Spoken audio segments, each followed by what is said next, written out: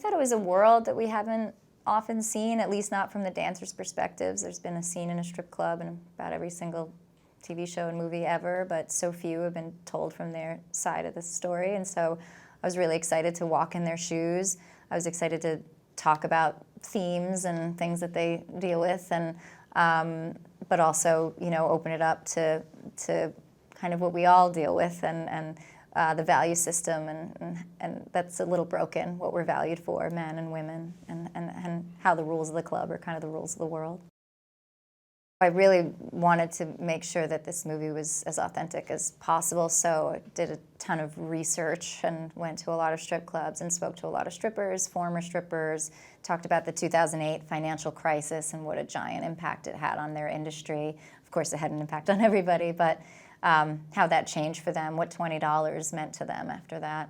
And so, yeah, it was a really extensive deep dive into the world, and so I wanted to make sure that it was as authentic as possible. It is a story about control, and control is kind of a theme that runs throughout. I think it's something that Destiny's dealing with in her own life.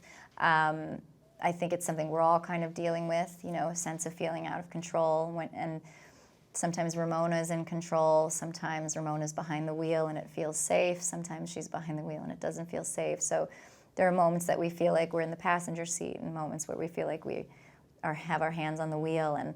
And for me, I wanted to speak to men and women, our gender roles, and how those value systems of men being valued for their money and success and power, and women being valued for their beauty and their bodies and sex and motherhood, and what the trickle down is of both of those in sort of a broken value system. And no judgment passed on anybody who works within that value system at all, but do we have a shot at rising above that?